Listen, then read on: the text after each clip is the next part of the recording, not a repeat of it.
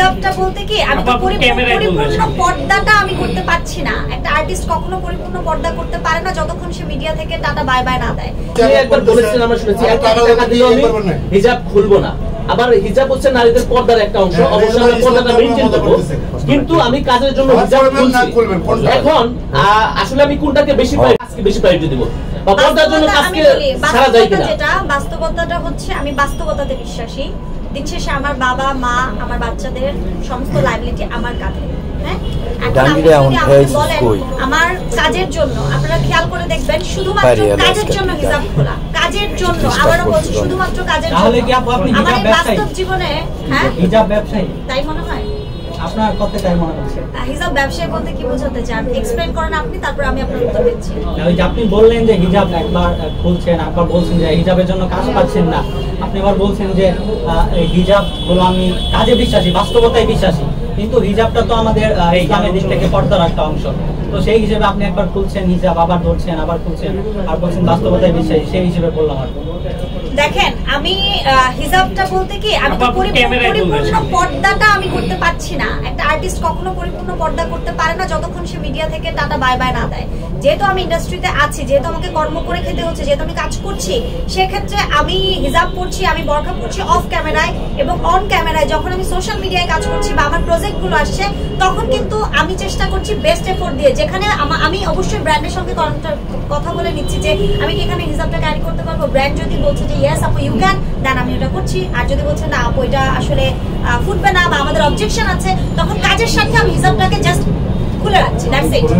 কিন্তু এইখানে আপনারা ধর্মটাকে নিয়ে আসবেন না, সরি।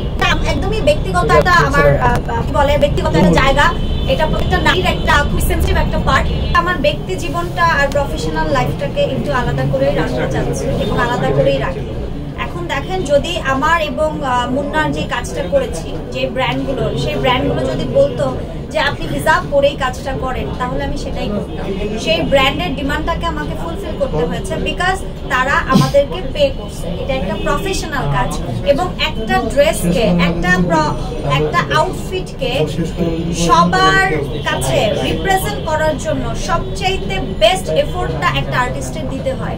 এবং যখন এই কাজটা সাকসেস হয়েছে, আমাদের ভাইরাল হয়ে গেছে এবং সবার কাছে গেছে বিহাইন্ড দ্য সিন, তার মানে ইটস মিন এ লট। এবং আমার মনে হয়েছে যে আমি আমার কাজের জায়গায় ভাই টাকাটা নিছি, হালাল করে টাকাটা নিছি। আমি আমাকে যে শর্তগুলো দেওয়া হয়েছে সেই শর্তগুলো আমি পূরণ করেছি। এখন যদি কোনো একটা বোরখার কোম্পানি এসে, কোনো একটা হিজাব আবায়ার কোম্পানি এসে যদি আমাকে বলে যে আপনার মুন্নার একটা কাপল শুট নিতে চাই, মুন্না হচ্ছে ড্রেস কোড ওর এইটা, আমার হচ্ছে হিজাবের কোনো লোক, এন্ড ইয়েস আমি অ্যাপ্রিশিয়েট করব।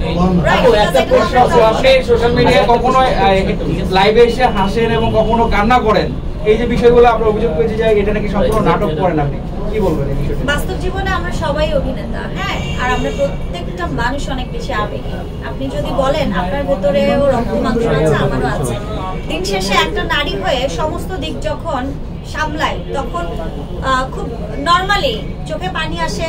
অসুস্থ বাবার কথা চিন্তা করে, নিজের লাইফ স্টাইল চিন্তা করে, কিভাবে উত্থান থেকে পতন হচ্ছে, কিভাবে কতটা স্ট্রাগল করছি, কোর্টে কিভাবে যাচ্ছে, হয়তো এটা না হলে এটা হয়তো, ওইটা না হলে ওইটা হয়তো, এই ভাবনাগুলো আমাকে ভাবায়। এবং দিন শেষে সোশ্যাল মিডিয়া আমার এমন একটা জায়গা যেখান থেকে আমি উপার্জন করি এবং আমাকে মানুষ ভালোবাসে, তাই না?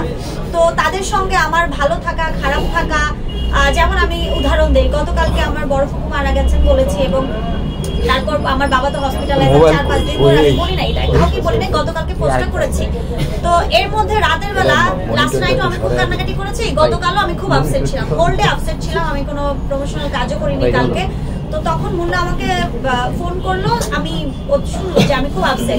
মুন্নার ম্যানেজার, মুন্নার অ্যাসিস্ট্যান্ট, মুন্নার সহযোগী যারা আছে, পুরো গাড়ি ভরে, আমার কাজিনও ছিল আমার বাসায়, একেবারে পুরো গাড়ি ভরে আমার বাসায় গেছে। বাসায় গিয়ে আমাকে ফোন দিছে যে নিচে নামো, এন্ড দেন ও আমাকে নিয়ে কালকে একটু মামা টাওয়া ঘুরে আসলো যে তুমি বিকজ এটা তোমার লাইফ, এটা মেনে নিতে হবে। সো দুঃখ, একবার হাসবো, একবার কাঁদবো, প্রত্যেকটা মানুষের জীবনে হাসি কান্না দুঃখ সুখ সব আছে, কারোটা প্রকাশ্যে আসে কারোটা আসে না। আমারটা বেশি প্রকাশ্যে আসে কারণ আমি সোশ্যালে অনেক বেশি অ্যাক্টিভ। সবার কাছে ক্লিয়ার যে কেন কান্না করছে, আর এখন আর কাঁদতে চায় না, এখন কাজ করতে চায়, ব্যাক করতে চাই আপনাদের সবাইকে নিয়ে আসা। আপনি হিজাব পরলেন, আবার হিজাব ছেড়ে দিলেন, আবার কখনো বলছেন যে হিজাবের জন্য কাজ পাচ্ছি না, তো আমরা শিরোনাম কি দেব? শিরোনাম যা ইচ্ছে, ফ্রিডম তো আপনাদের, নিউজ আপনাদের। আবার শিরোনামটা আপনারা যদি এই চেঞ্জটাকে আমাদের আচ্ছা আপু একটা প্রশ্ন আছে আমার, আমি বলি আপনারা বলুন, আপনার প্রশ্ন দিয়েছি। আপনি যদি শিরোনাম বোঝেন তাহলে বলেন পেটের দায়ে হিজাব খোলা, এমন একটা দিয়ে দিন, পেটের দায়ে হিজাব খোলা।